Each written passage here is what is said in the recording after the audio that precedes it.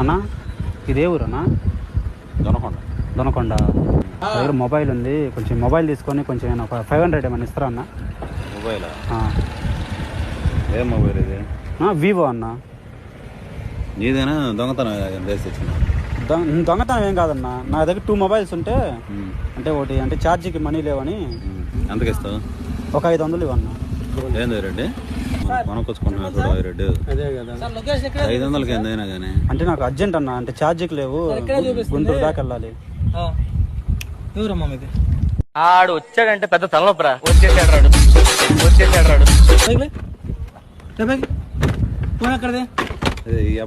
Sir వచ్చాను చూపిస్తాను. ఒక్క 2 నిమిషాలు సార్, వచ్చాను సార్ ఇక్కడికి.